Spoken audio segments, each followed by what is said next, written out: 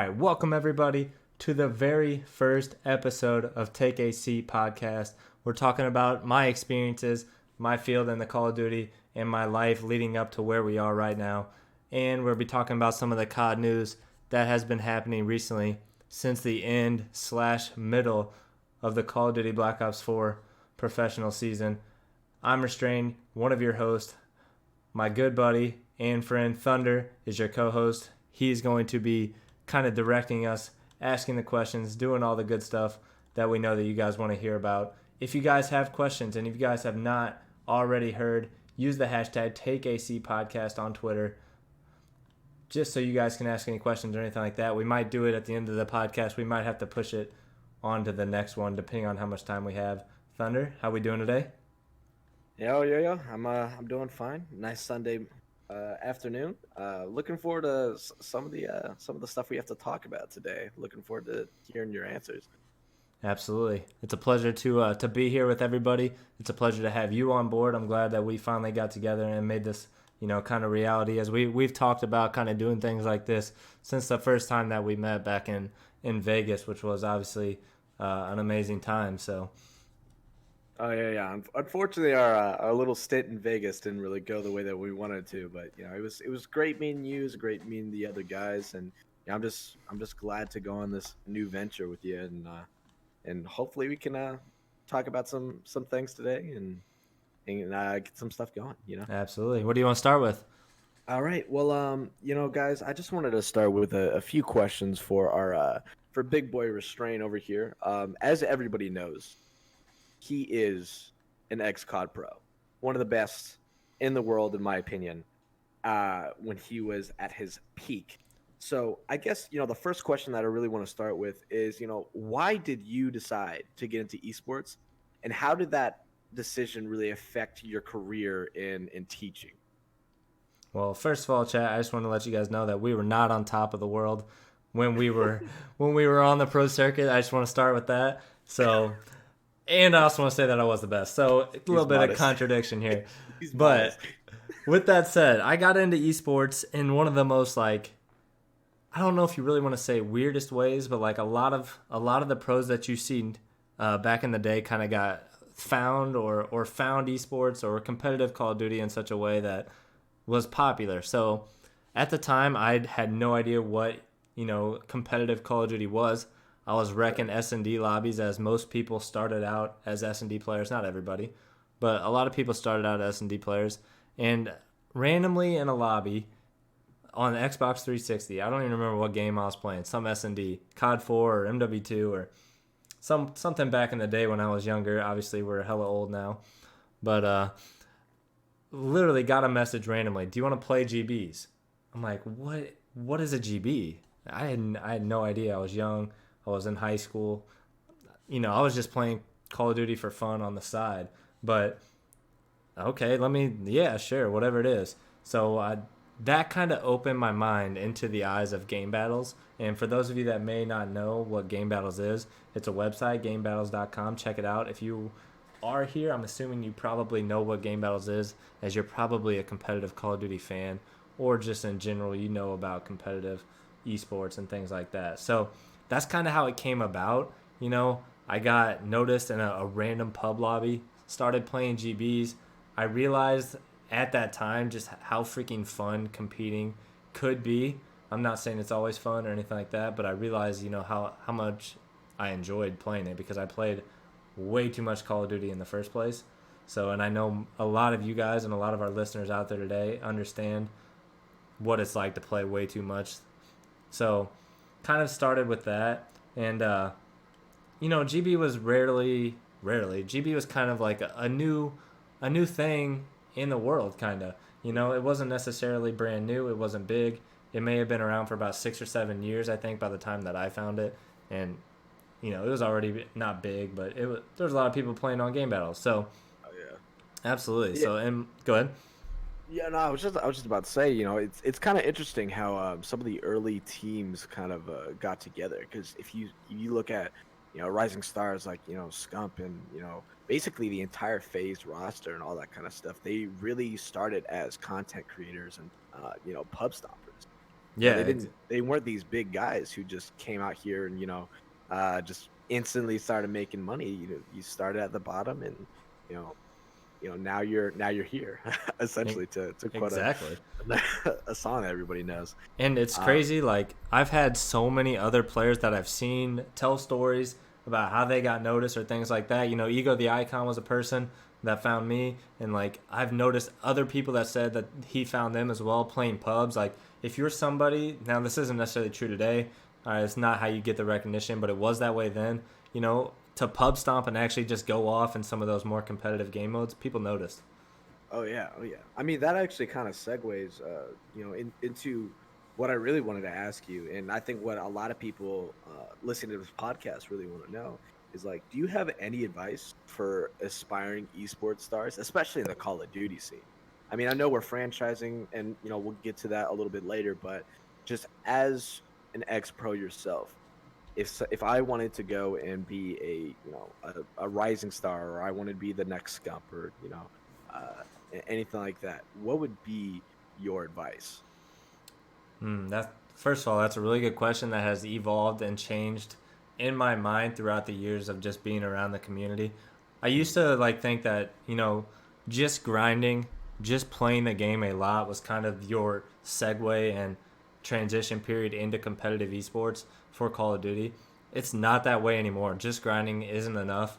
Uh, you would really have to get your name out there now, first of all. So marketing is like what I would say is step one. Actually, let me take a step back here. Being good at the game is always going to be your number one, Right. priority of what you're going to do. You got to be good at Call of Duty at whatever game it is. Coming into MW, Modern Warfare, for those of you guys that may be new, uh, moving into that game, you got to be good at the game. All right, and you are going to have to grind, which is normally my answer about everything.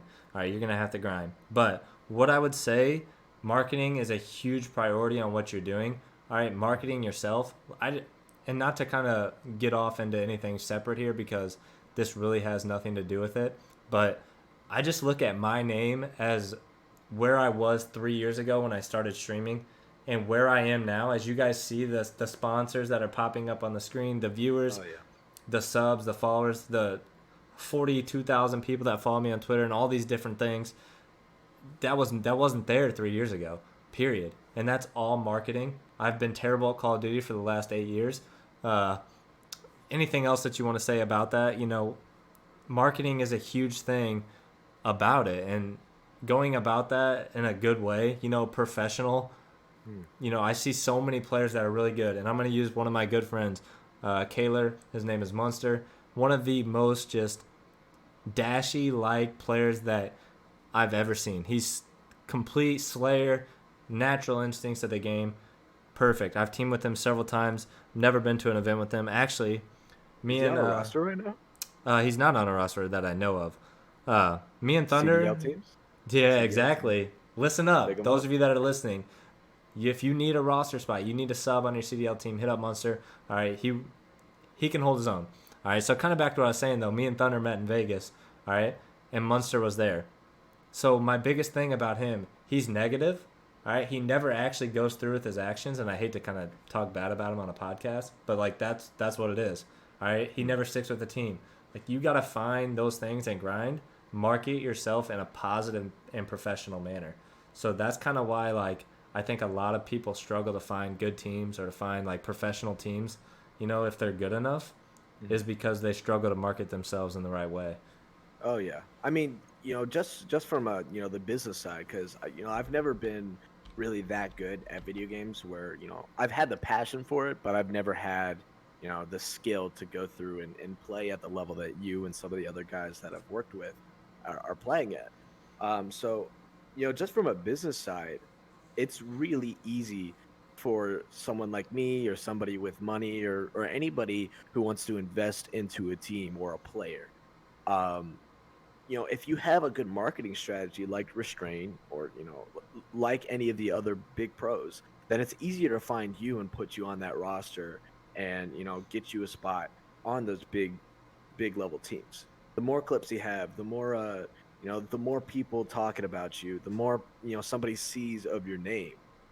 I mean, it's just marketing. It's just so important for brand new guys coming into the scene. Especially nowadays where it seems like every other game is franchising. Yeah. So I mean, teams, especially any team that I'm working or any org that I'm working with or anything like that, a lot of them are looking to pick up whole rosters, and the likelihood of an individual player being picked up nowadays, it's just so low. So the more you can market yourself out there, the better your odds of getting to an actual team that's good. That'll Yeah. Be something. Absolutely spot on. Biggest of facts. And like I said, I'm not saying that that's the only way to make it. You still got to grind and be good at the game, but marketing is probably the most important aspect of anything, competitive, pro, esport style thing outside of just being good at the game. I mean, I when I'm looking at a roster, I hate to harp on this, but this is so important for anybody looking to get really big into the scene and looking to be the next Scump or the next Restrain or something like that. If you really easy to market yourself, go on Twitch. It's so easy to stream nowadays. It's so easy to get clips. Go on Twitch, stream your gameplay. I don't care if you suck. I don't care if you're great. The more clips of you fragging out and being a total beast, the more recognition you're gonna get, and the more likely that guys like me or guys like my friend Scars from Scars Esports or my friend Tex from Polar Ace, some of these lower level orgs, amateur orgs that are looking for these big level players, the more chances that we're gonna see you. Absolutely. And just market yourself, guys. It's just act like a professional, market yourself, and you'll definitely get there. Yeah, and again, what that goes with just being professional all the time. There's so many good players out there that are negative or that trash teammates, leave teams in the first 2 weeks that never make it because of that aspect. They may be good, but they're not making it because of those things specifically. They're not good at it. Right. And I hate to kind of like segue off the topic, but I actually just read a really good question on our hashtag Take a Seat podcast on Twitter. Guys, if you want to ask a question to for Restrain to answer, for me to answer, go ahead and tweet us at hashtag Take a Seat podcast. Drippy J at Drip the Loam WJ says on Twitter, you ever thought about playing any other game besides Call of Duty? If so, what game and what would that be? So, first off, I want to start with this. Call of Duty is life, and it always will be. If you see me on Twitter, at Restrain, I always tweet that Call of Duty is life, and I really do think that that's the only game that I will ever really love. I will say that a couple years back, I played a lot of H1Z1. If you guys know what that is, if you don't, look into it. The first couple years of H1Z1 is unmatched Battle Royale. It was one of the first ones, way before Fortnite, all that good stuff. Amazing game. But in the terms of the question that's being asked, I don't think I will ever play anything different right now. COD is life. That's kind of just where I'm going. And especially, I'm never going to play anything competitively, first of all. And I probably won't ever play anything competitively again, other than golf. But I don't think, in terms of if there's a new Call of Duty every year, I don't think I'll ever leave. You heard it here first, guys. He's never leaving Call of Duty, and just watch him get on this next CDL team. Just watch that kind of stuff. Oh, He's that's lying. not gonna happen. He's lying right now, but he's gonna go pro one of these days, or go pro again, I should say. Dude, it's been so long since I've played at a high enough level to make it on a CDL team. Like, there's just no shot. We play Blackout and we win about 1 every 10 matches. That's how bad we are. That's just how it goes. Oh man, no, but it's always fun to watch you play and all that kind of stuff. So at least you have your stream, and guys, he marketed himself fine. So now he's doing all right. He's living the life, getting the sponsorships, and hopefully one day he can be a pro golfer while streaming Call of Duty on the side. Big facts. And that's another way to go in, like kind of what you're saying. To go back on topic, I marketed myself, and here we are. So kind of just going from those things. And it's not even like I'm not even saying like I'm good at marketing myself. You know, there's obviously things that I could do better, but just grinding, being consistent, you know, marketing on Twitter. I think Twitter is the main thing for me. I think personally, other than just streaming, you know, marketing yourself on that platform for gamers is the number one way to, you know, make yourself, you know, more known. Right, right. And I mean, we say marketing, but we're not really getting into like the nitty gritty of marketing. So like, how did you really market yourself? Was it mainly on Twitter, or was it like was it through eights lobbies, or something like that? What was it? Other than, so first of all, when I first started streaming, I played Call of Duty Ghost 8 when it was, you know, kind of popular to go back and play that game. It's been 3 years, whatever it is. So Ghost was still being kind of played. I was playing 8s. I've never played any other 8s in my life. No other game. So 8s on Ghost is literally the only other 8s that I've played, first of all. So to kind of answer the question, marketing, I always use Twitter because of what I just said. I think it's the biggest platform for gamers other than, you know, just streaming on Twitch. And it's not, we're definitely not going to get into everything marketing because we just don't have time for that today. If you Oh guys yeah. want us to cover more about the marketing issue of streaming and all that stuff, let us know on Take a Seat podcast. We might have to develop an episode just for marketing yourself as a gamer. So, you know, I always try to tweet, stay positive. You know, clips, obviously a very easy way to market your gameplay. So, and one thing I do want to say, don't just leave a link for the clip on Twitter. You know, download and embed the actual clip onto the tweet so people can just hit play. They're not going to click on your link and go watch it. All Exactly, right? exactly. That's like the number one rule about clips on Twitter. You have to 100% embed it. If you go look on my Twitter right now and look at the embedded tweet or the pinned tweet, it has an actual video on there. People are not going to click the, you know, the link to go wherever you want them to go. Right. That's just kind of how it Yep. is. They're too lazy. Just quick shout out to the online converters out there, so I don't have to go and do that shit myself. So Absolutely. big shout out to them, so I can be lazy and not have to do that. Yeah. But I guess we should really get to the big topic that we really wanted to talk about today, because we're already like, it looks like 30 minutes in. Um, but so COD franchising, everybody's been talking about it. Everybody, has put in their 2 cents, and I'm sure if you go back into the VOD, you could hear us talking about it a little while ago too. Um, so I guess we should just put it on the record. How does Restrain feel about COD franchising, and like, how would you change it if you would change it at all? Well, first of all, it's a really good question because there's a lot of different answers from a lot of different people. So I want to say that I think it's really, really, really good for the people that have already made it. So if you're already on top, you're already getting signed to a CDL team. Uh, it's a big thing for you because franchising brings money, it brings attention, it brings bigger sponsor. All that stuff is involved with this. So, you know, it costs 25 million for an org to buy a league spot, and if you have 25 million to buy a league spot, the minimum that you pay a salaried player on your roster is 50 grand. That's minimum. Oh So yeah. you know those players like the Scumps of the world, the better players, the Formals, all those players that are just going to make absolutely way more than $50,000 a year. Oh, I mean, yeah, that's also like 50 grand, not including, cost for being in a team house, cost for, sponsorships, and, any tournament winnings or anything like that. So, I Or mean, streams. oh yeah, streams too. I mean, for some of the bigger guys, A I mean, I formal know, I know Call of Duty isn't really that big of a category on Twitch, but I mean, once Modern Warfare comes out, you're gonna have those dedicated followers Yep. coming in, and all Formal those big has guys. literally 30,000 subs as of right now Yep. on Twitch. This man's Yep. making over 100,000 a month, not including whatever he's making for salary on his CDL team. Man, So man, if I that's could make 30,000. I would, you know, whatever it is. It's insane. It's awesome for Formal. It's awesome for Call of Duty.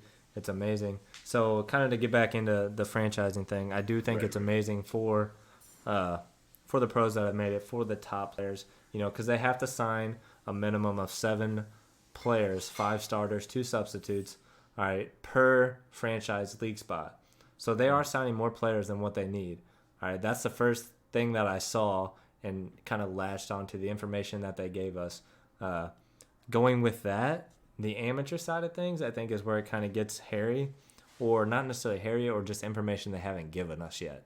The game's not out yet. They haven't given us everything. They might not know everything, but they're going kind of off of the Overwatch League. If you guys don't know what the Overwatch League is, they franchise as well, and it's really similar to what they're trying to do with Call of Duty. And it has, your pro teams. All right, your franchise salaried players are on a pro team. All right. Then it goes from there. They have what they call the Contenders League, which is basically like your minor league of professional sports, which is awesome because most of those players are going to be salaried as well. Now, how that's going to work with COD is going to be another question because they still said that they want to run like regional tournaments for AMs. So that'll be something, that lead up to bigger tournaments. And I think that's important as well because Call of Duty and the way me and Thunder kind of came together was an open amateur event. And I think that's huge for the Call of Duty scene to have those get-togethers, to have the way for you to go compete, have a chance to win money, enjoy your time as a competitor on Call of Duty, pro circuit and things like that. Right. I mean, so I've kind of been vocal about this on Twitter before, but I think franchising is a huge mistake for Call of Duty. If you look at Overwatch, the reason why franchising was so big for Overwatch is because they only had 2 seasons before they started franchising. So nobody knew the teams. Yeah, they knew the orgs. Yeah, they knew the orgs had money and all that kind of stuff, and people would buy jerseys. But after 2 seasons, they start franchising, and now it's one of the biggest esports scenes in the world. But I don't think that really will connect with Call of Duty just because Call of Duty has such a big culture behind it already. So I mean, so everybody had a chance to go pro, the same chances as anybody else to go pro every single year. So I mean, for example, last season we had I know when we went to Vegas we had to face Heretics and Mindfreak. I've never heard of Heretics in my life until I went to Vegas, but I know them now because we faced them at amateur, and then they went on and they dominated over at CWL Vegas. I mean, they didn't win, but they still did really well up on main stage. So that kind of mentality where literally anybody can go into an amateur tournament and then the same weekend go and play against the big dogs, that was kind of the whole hype for me, where I can see my guys and go do that. But now, since we're not really getting any information on the amateur scene, it's kind of a little dodgy for me. I've heard rumors where it's each region, so like let's say the Los Angeles region, they can have all of their amateur orgs come in and play for Los Angeles, and then they'll have like an amateur tournament in Los Angeles for those teams, and then they'll have a Florida one, and then they'll have a Chicago one, or et cetera, et cetera. That's kind of the rumors that I heard. And honestly, I just don't like that kind of idea.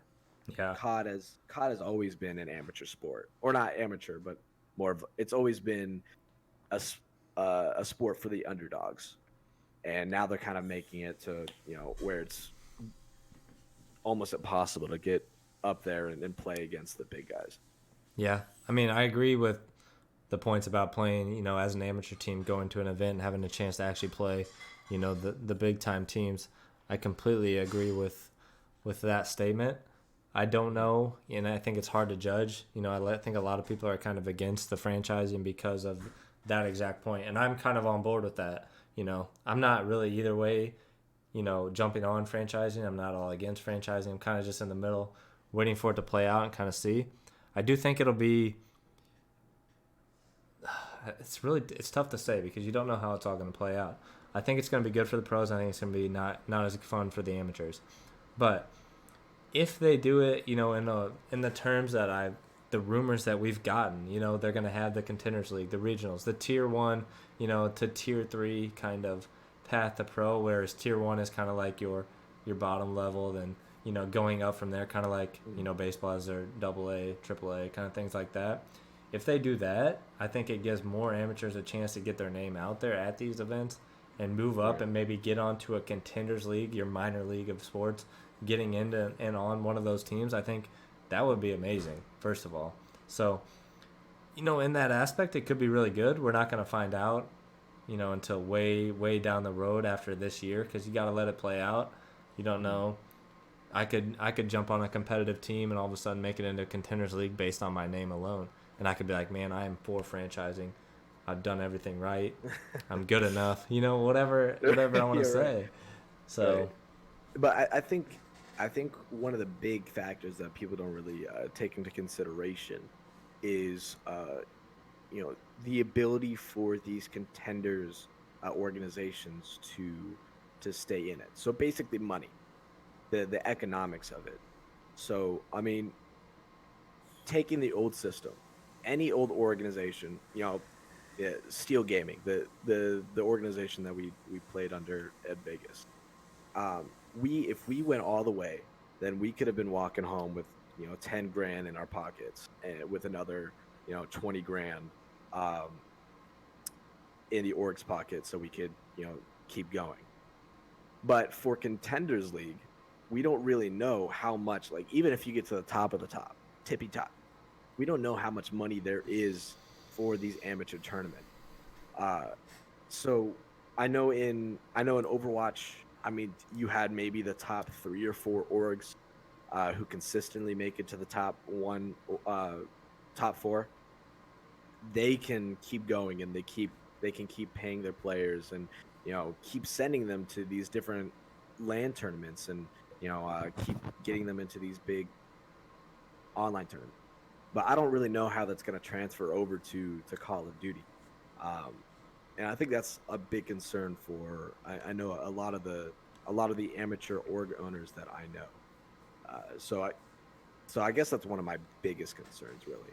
but with that being said, if you are an amateur org owner and you sign a team, whatever, not salaried, paying for expenses, whatever it may be, if you're covering just jerseys, if you're covering things like that, it's a way to grow. If you do make it, obviously it could be, I don't want to say an easier way because it's not going to be easier. Everything is still going to be hard. Uh, there's going to be less teams at the top of the line because a lot of those players are going to be gone. Oh yeah. But at the same time, I want you guys to think about this. So, talking about kind of on the aspects of the players and teams, there's only 12 rostered franchise spots with 7 players, on a roster, 5 starters. So if you take 12 teams of 5, that's however much, you're going to Math be. teacher.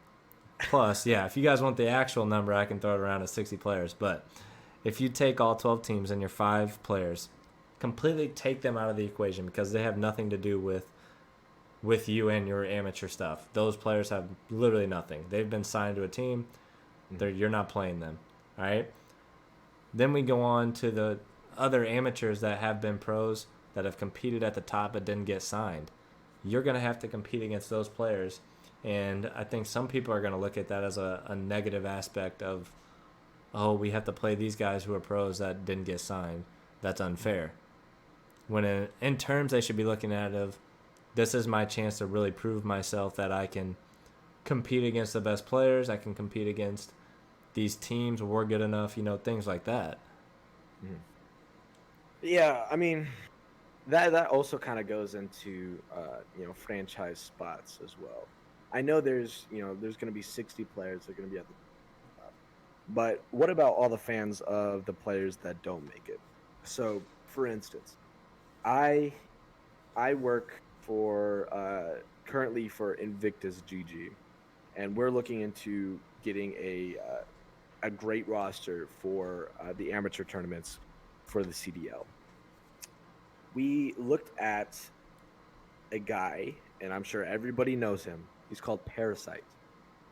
If Parasite can't make it onto a CDL franchised roster, then what really gives any hope to people like, let's say, Pentagram, a guy who, totally, shook up the amateur scene last year, when he was on, what was he on? He was on like Accelerate. I think that's what he was on. Like Accelerate. Accelerate Uh, GG. yeah, yeah. He was on Accelerate on that big roster and made it to main stage in Vegas.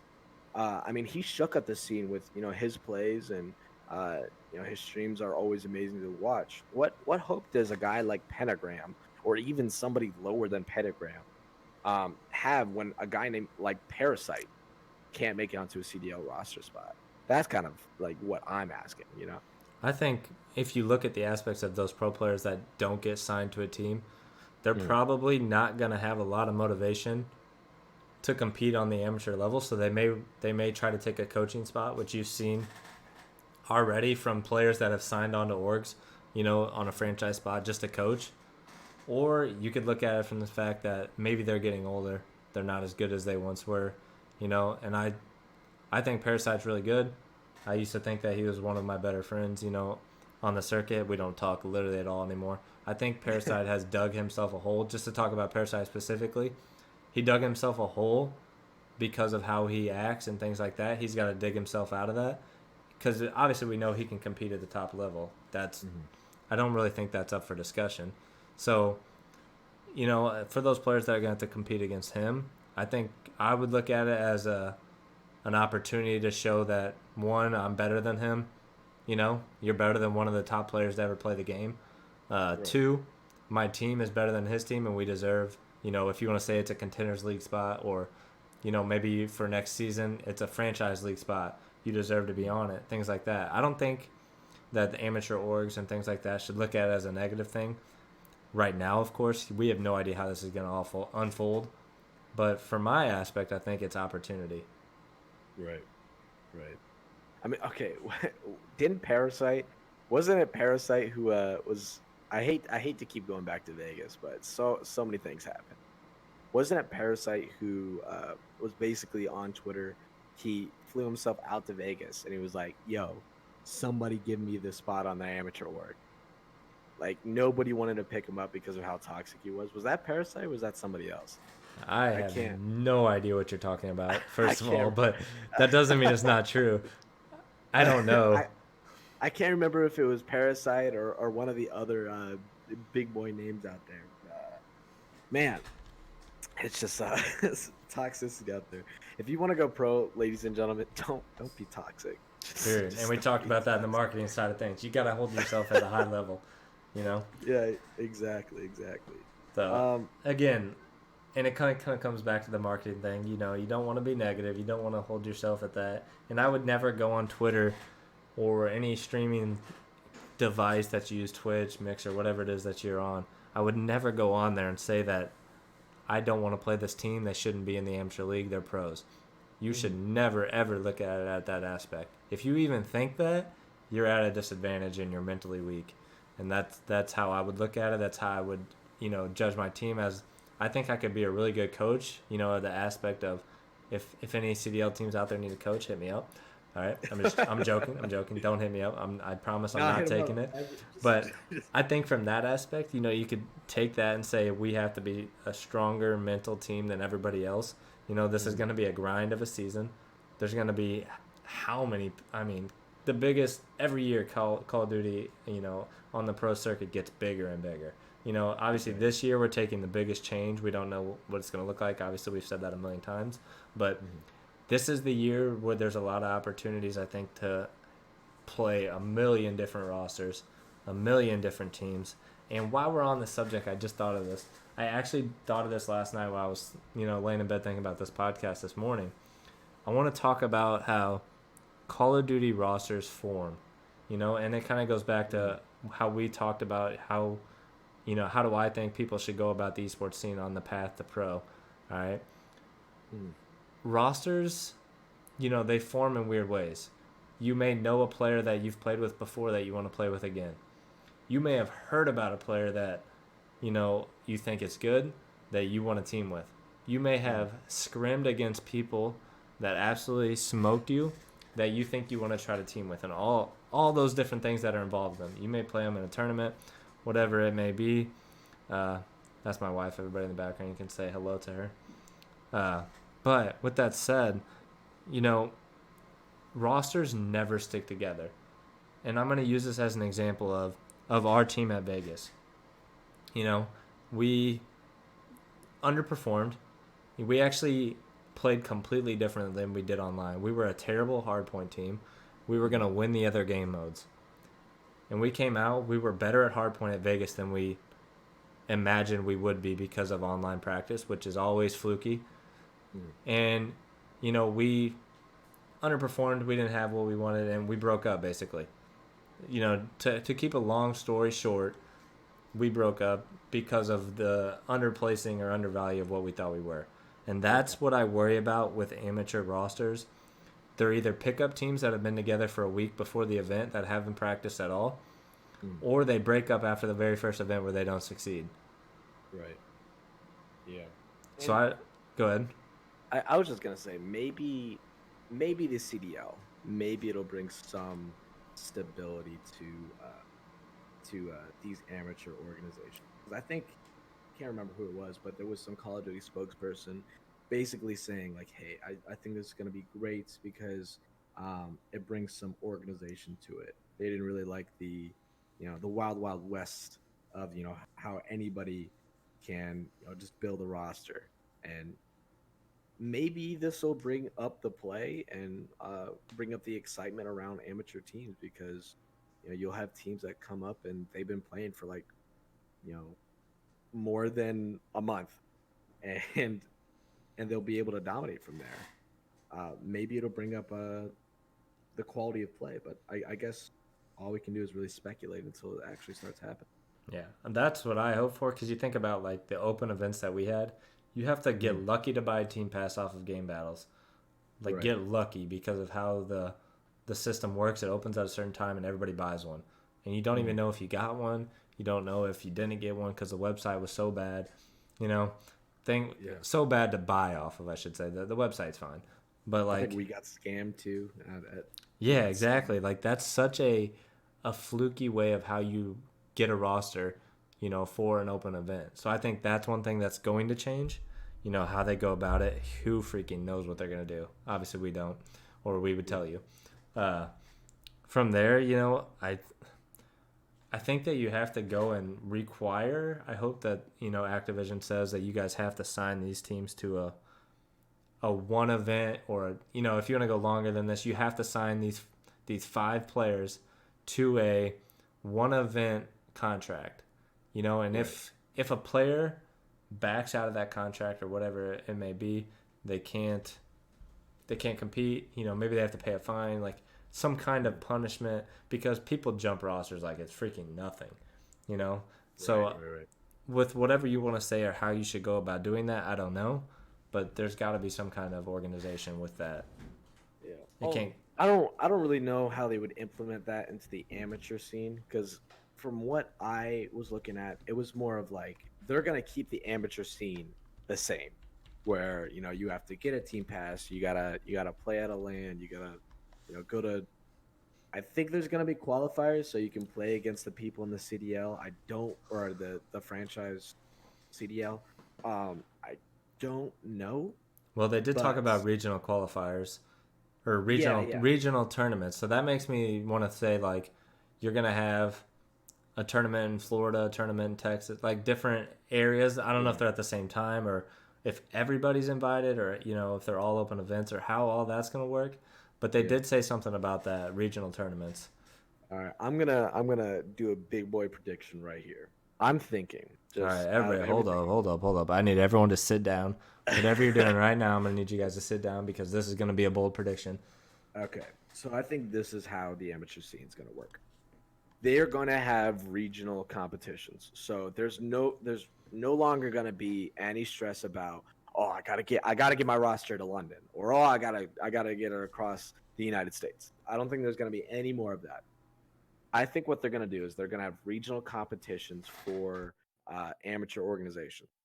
And then from there, they will have an invitational tournaments that amateur teams can go to and play at. So anybody who qualified in these qualifying tournaments, regional tournaments, will go to this big boy tournament, like let's say Anaheim or Dallas or something like that. How many Where how many regional qualifiers are they going to have, or how many? well, there's what 16 regions right now, right? So I'm assuming there's Sure, going to no idea. be I'm assuming there's going to be maybe 4 for each one, and then they'll take those teams, the top 32 teams or whatever, and then from there they'll have an amateur tournament in a style of what's like the old CWL was like.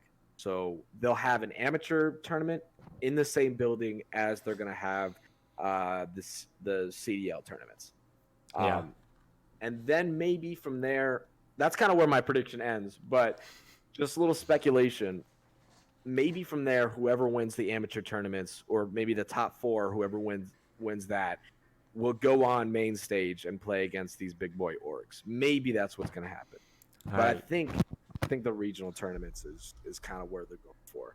You guys heard him first. For those of you who are wondering, that is Thunder. All right. That's his prediction. If he gets it wrong, if he gets it right, you let him know on Twitter using Take a Seat Podcast. If you guys have questions about anything that he just said and want to hear him explain it again, hashtag Take a Seat Podcast on Twitter. Ask us questions, anything like that. So he's basically saying that they're going to take qualifiers, in the regions, whatever it is, take the top teams from those regions and send them to an amateur event, and then give those amateurs a chance to play against the pros, the ones that are on top of the board. Mm-hmm. So that's his prediction. I'm going to go the completely other way. All right. I think the CDL teams will never play an amateur team this entire season. Damn. Okay. That's my bold prediction. Just to kind of, I don't know if that's necessarily going to be true. I'm going to say that just to be contradiction of what you're saying. Yeah. So, okay, let me be clear of what I was saying, though. Because I didn't say that they would go out and play these CDL teams. No, you say they have a that's chance at the same building. They're okay. Yes. So I think just to save money, they're gonna take the top amateur teams and they're gonna play it kind of like in a CWL Vegas type stuff, where you'll have the CDL main stage, and then you walk down the hall, and that's where the amateurs are going on another main stage. I think that's kind of what they're gonna try and do, and then from there, maybe the top amateur teams will play the CDL. Maybe. I don't really know. Yeah, I don't know. And with the Contenders League, which is basically what he's explaining everybody, he's basically explaining an amateur league just like the Pro League, but just for amateurs, which it's not going to be exactly the same, but it's going to be close to it in my understanding of what they've kind of given us so far, because for the 97th time today, we don't know anything other than what they've given us, and there's no insiders out there releasing any info in the Call of Duty scene. So when it comes to that, I agree. I think they'll do something like that. I don't think the pros will ever play the amateurs just because, it's just not in their best money side of things. Because the people that don't play amateur Call of Duty don't care about the amateurs. All right, they want to watch the pros. They want to watch their favorite teams. And this is going to completely take not a 180 or a 360, but kind of just a 90-degree turn here. All right, franchising takes away the org's identity. All right, so just talk about Optic, just because Optic is the biggest brand in Call of Duty. Mm-hmm. Optic is no longer a team, an organization, or any of that according to, how we think of it as Optic. They're going to be the LA Gorillas or whatever it is. All right, so the name is completely changing. All right, obviously that's a widespread because Optic is no longer anyway. But, all these orgs have to change and get a name based on Chicago. Wherever they're at, So that bothers me, first of all. I want those names that we've always seen to stay. So, well, is that confirmed, though? Because I know in Overwatch they did something like that, where they had, like, teams like Optic and Envious, they would buy spots, and then they would just switch up the team. So is that confirmed that they're going to be doing that? Yeah. So think about Envy for circumstances. Envy owns the Houston Outlaws or the Dallas Fuel or whichever team. I don't know, Optic, Envy. One of them owns one of those or the other way around. I don't know. I think Optic owns the Houston Outlaws. There you go. So perfect thing. Like that has nothing to do with Optic. Houston Outlaws. You know, they could be like the Houston Optic, which is a terrible name. First of all, that's not going to happen. But like taking away the actual names of it, I think takes away from your marketing effect of how it's going to work. Yeah, that is true. That is true. And that bothers me. I want Optic to be there. I want your big Envies. I want your big names, LG, and not even to mention 100 Thieves, one of the biggest orgs out there now, couldn't even buy a spot financially because they didn't want to put their entire program at risk. Well, yeah, because I mean, the CDL is, it's just babyface. So, I mean, I'm gonna be honest. I love Call of Duty. I love the scene. I've been in it for almost a decade now. I played ever since Call of Duty 2. But the reason I'm saying all this is just so nobody gets mad at me when I say Call of Duty is not a big esport at all, as compared to your CS:GOs, as compared to your Dotas. Well, yeah, obviously. Your League of Legends. So, I mean, I really don't know how this is going to work for Call of Duty, because personally, I think Call of Duty was kept alive based off the rivalry. So you had your FaZe and Optic. You had, what was it? Envy and Optic. Was it Envy and Optic too? Yeah. Optic everybody with everybody, just that's good. Everybody just hated Optic. The green wall, shout out. But it was kept alive by the rivalries and the personality, like Scump, like Crimson, all of them. The trash talk, all that kind of stuff. And you're not going to get the same thing from a heavily regulated franchise like that. I didn't know that they were going to get rid of the names, so that kind of changes my predictions. I don't think that the amateur organizations will play the CDL franchise anymore. Oh, we're switching up already, Chad. It's been 5 minutes. I didn't know personally. I didn't know that they were gonna ditch the team, because that is just so bewildering to me, man. That's what made Call of Duty. I know, that makes it so hard. Like, I want those team names to be there. Man, so I guess anybody who bought a E United jersey or an Optic jersey, you better burn that now, because it's fucking useless now. So. Well, don't burn it, but yeah, exactly. It's frame it and sell it on Pawn Stars or something like that. Yeah, exactly. It does suck. So also, kind of just talking about this, the biggest tournament in Call of Duty, COD Champs, $2 million is absolutely nothing to Activision, first of all. Yeah. So for them to only offer up that much money when all these other esports are offering completely more, 10 times more, whatever it may be, and other sports like Dota having, crowdfunding, which we still don't do in Call of Duty. How 12 years later, I have no idea why that's that way. What's up? But like, it just makes absolutely no sense of why they can't offer more money, first of all. And then my wife is in the background. I miss the train. But like, that's my thing. So if they're paying $25 million for a just a franchise spot, those 12 teams better be competing for half that, or whatever.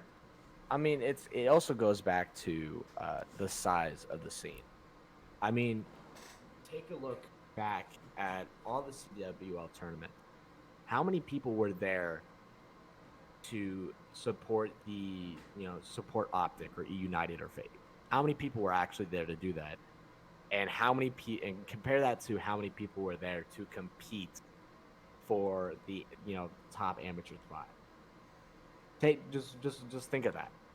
So we don't really know how many people will go to these CWL or CDL tournaments, because I mean, we don't have any statistics about that. Thus far it's only been basically amateur competitors going to these LAN tournaments, and not a lot of people going there to just support their favorite team. So I guess starting at 2 million isn't too bad, but I mean, Call of Duty isn't as big as it used to be. Not a lot of people like watching Call of Duty every year. But when you think about it, Activision makes how much money on their game? I don't even know. Say it's let's say it's whatever 20 million. It's more than that. However much they make, what percent of that should they offer to these players that are, magnifying their talents on this game for them? Right. Do they offer a percent, a less than a percent, 10%? Fortnite is just an example of a game that offered completely just absurd amounts of money for people just to come play their game, and they should, in my opinion. Right. Well, I mean, man, it just sucks to see this, man. Honestly, because I hate to be the bearer or the bearer of bad news, or the Debbie Downer or anything like that. But look at Rocket League, or look at similar scenes like Rainbow Six. Players there for tournaments get so much more money. So I think this isn't really a problem of money, as you said, because Activision makes a bunch. I think it might just be greed. I mean, It's definitely greed. Almost every single COD that we've had, recent COD, has been fantastic when it first releases. And every year we hear, guys, this year, cosmetic only. That's all it's going to be. This year, I promise, cosmetic only. Every single year we get something like loot crates. We get, you get a chance of getting this, this knife or this shovel that you can hit people over the head. You get a chance of doing it. So, I mean, we already know they're making a bunch of money, but how much of that money are they willing to spend on marketing their pro league? I mean, Overwatch made the leap. Blizzard made the leap with Overwatch. They're spending a crap ton of money getting sponsorships from like T-Mobile and stuff like that. Yeah, but will Call of Duty Activision do that? And it's kind of like, well, just money in general. Obviously, they're greedy. They're putting things in the game that you can buy. I'm gonna be the first person to say that while I think it's completely fine that you can buy crates and stuff and try to take a chance at winning different things, I love what Fortnite does where you can just buy it straight up. I want this outfit, I'm buying it. Because I think that will make you so much money because people want it. All right, and I'm fine with buying the things I want in this game. All right, but a lot of people aren't fans of the way that Call of Duty does it, and I'm not a fan because I really don't. One, I don't care about it enough to like pay for it, and two, like I just don't need to dish out money for this game when I don't even know if I'm gonna get it. So exactly. When it comes to terms of money, they're definitely greedy. Oh yeah. I mean, just look at your average player, your average video game player. How do they see Call of Duty? Another Call of Duty's releasing. Looks like they're adding loot crates. Gameplay was kind of good, but now they're messing it up by jacking up the stats on this one gun. So now everybody's using the same thing. So everybody has their kind of like preconceived notion, but of Call of Duty and of Activision as an organization. Hold up. I just want to take 1 second and say that my wife is wearing a Scuff shirt for those of you guys that can't see it. Shameless plug. Go ahead. Use code restraint. Use code restraint. All Scuff purchases. No, but what I was saying is what Fortnite does right, going back to Fortnite, is that Epic Games has a great marketing strategy. They cater to the average player. They cater to the people who, I want to get into Fortnite. Does Call of Duty really do that? Can anybody say that?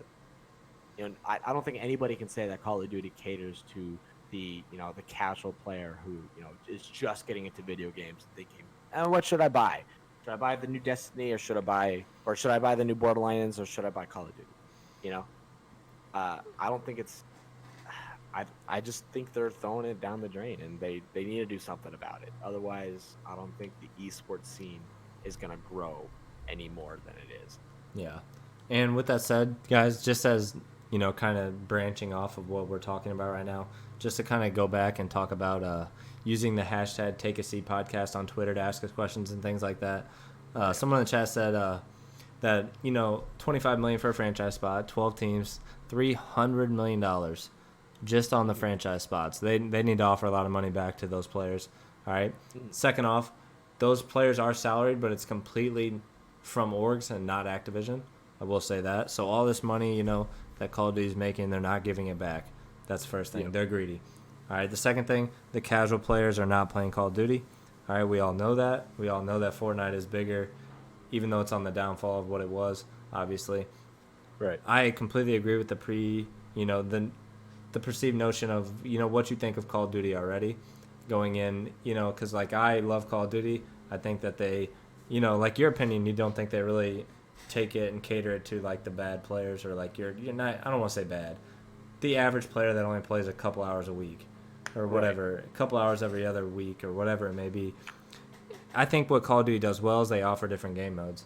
So those players usually go in and just play a team deathmatch, which is awesome because your better players typically stay away from that, So I think that part is a good way of doing them, but, it's really hard and you can't get it right because you're going to be different, from each side of the, the pendulum.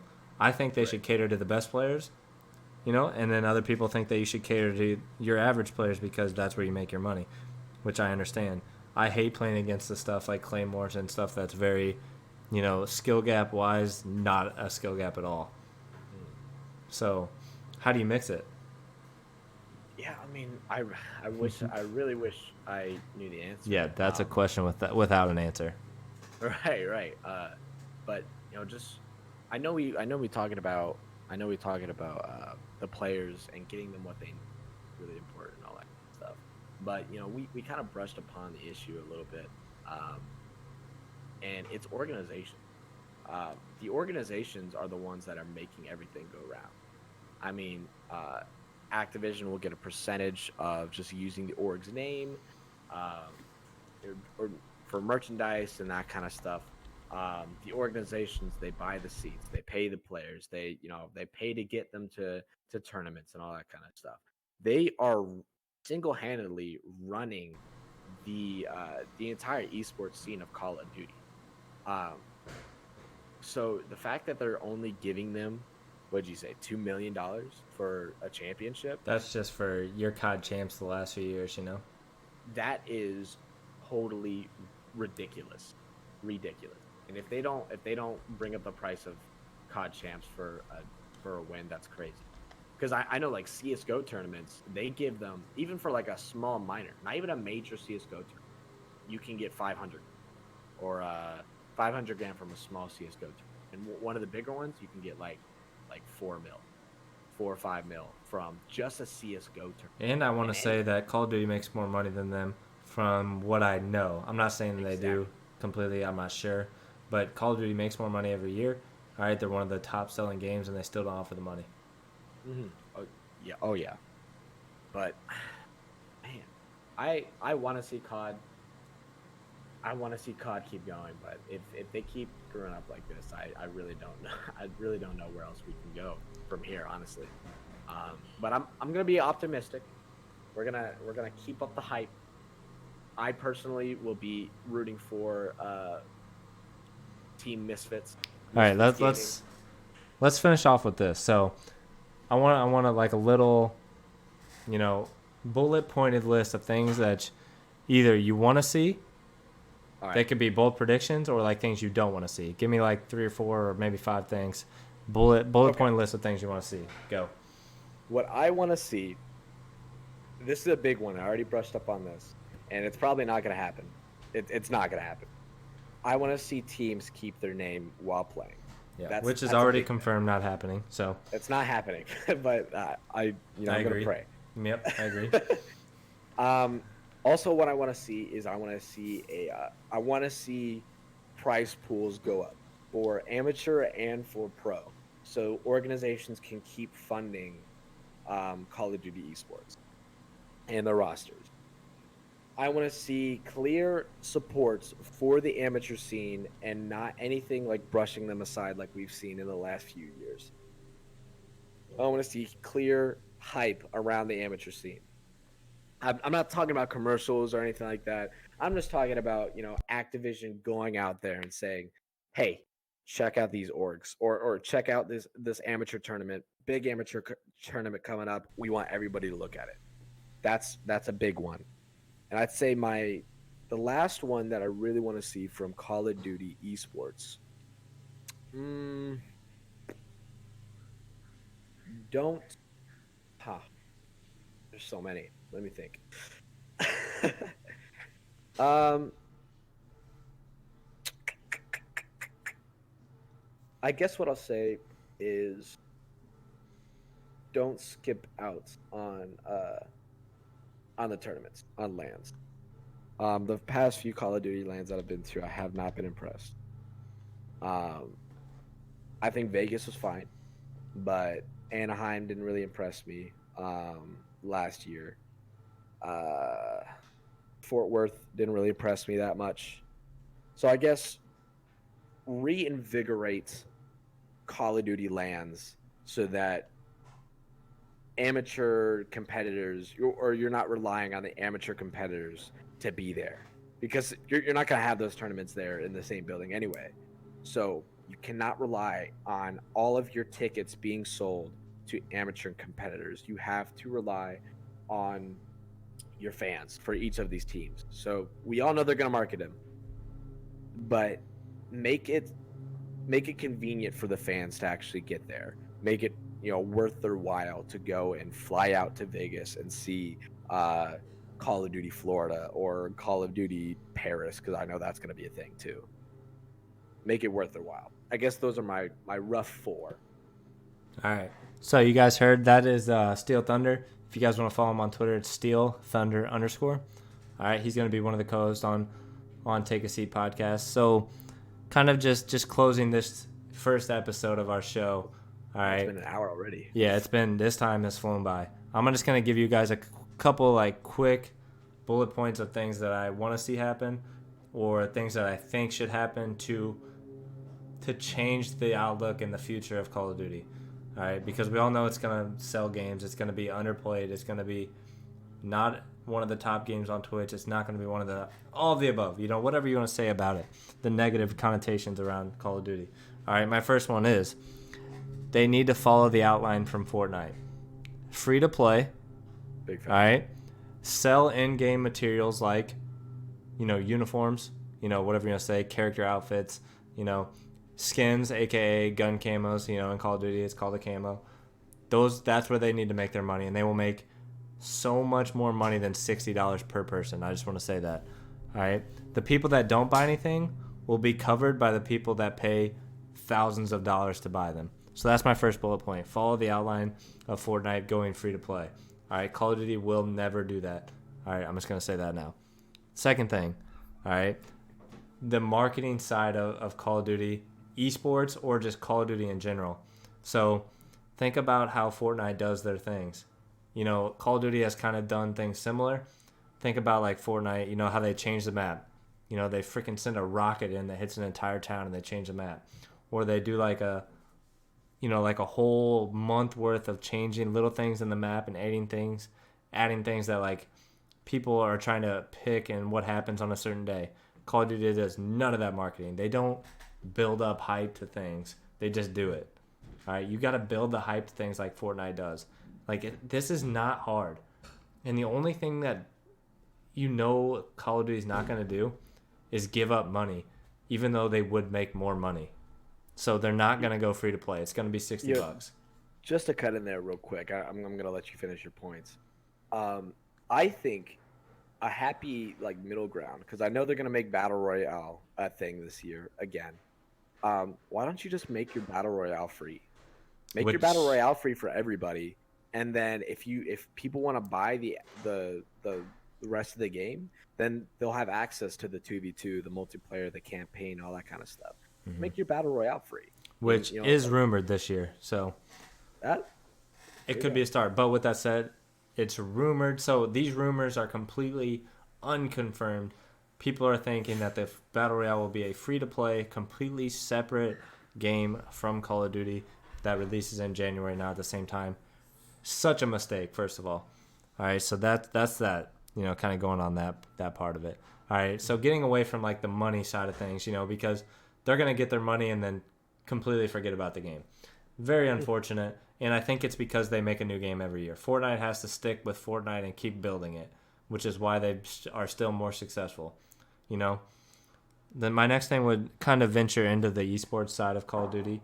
All right, offer more money for COD champs, you know, whatever it may be. If these players are or these orgs are paying $25 million for a spot, you got to offer more for when they win. All right, give them a reason to actually have a chance to make their money back. All right, that they paid for this league spot. All right, because I 100% do not believe that they are going to make $25 million over just marketing and streaming and different things that they do within their org.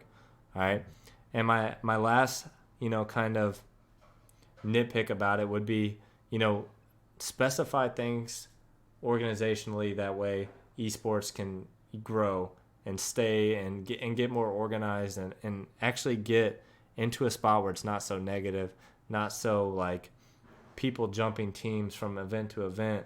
Make everything more organized, give us more details, make sure everything is like more professional. It's not going to be, but let's take strides in the right directions about that.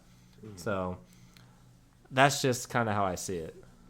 Yeah, and that also goes for all the org owners out there. And all the org owners that are listening to this, anybody who's thinking about getting into COD or is already in COD, stop making your rosters a week or a month before the tournament. You're not gonna do good in the tournament if that's what you're trying to do. You could have Parasite or Crimsix or anybody at the top level, and if you only give them a week to prepare or a month to prepare with that team, they're not gonna do good. So if you want to find rising stars, be productive with your rosters. Find a team and stick with that team and play with that team for, I'd say, at least 3 tournaments before you switch it up. If you want to change maybe like one player, after 2 tournaments because they're not working out, do that. But don't disband the entire roster, then you have to start all over again. It's stupid. Facts. But all right, boys and girls. All right, Take a Seat podcast will be a weekly kind of show that we will be doing live on twitch.tv/restrain. For those of you guys that are watching live right now, we love you guys. I'm Restrain. Twitter is just @Restrain. My co-host, Steel Thunder _ on Twitter, will be here every week. We will be uploading this to wherever you're probably watching it right now on iTunes and Spotify and all of your favorite podcast segments. Today we talked about kind of, my experience, Call of Duty news, the CWL, not the CWL, the CDL, and Call of Duty in general. Obviously, we won't talk about these things every week, but I'm sure we will branch out and get into something Call of Duty every single week for those of you that are Call of Duty fans. And I say that because most of the people that watch are probably from my Twitter or Steel Thunder's Twitter or things that we market to more Call of Duty, wise. But next week we'll be live again. Make sure you guys do come back out. You want to say anything? No, I think you got it. Follow me on Twitter @SteelThunder_. I also stream at Steel Thunder US if you want to come by. I'll be streaming today, but other than that, I'm really excited that we're starting this podcast, and I can't wait to do it again next week. Absolutely. Make sure you guys use the hashtag #TakeASeatPodcast on Twitter. Say if you like the show. Say things you may want us to work on or improve, because the more that you guys talk about it on Twitter, the more that we grow, the more that we can do this and offer more things. So I hope you guys enjoyed the show, and I hope to catch you guys next week. Steel Thunder, it's been good. I'll talk to you in just a bit. All right. Have a good one. Deuces.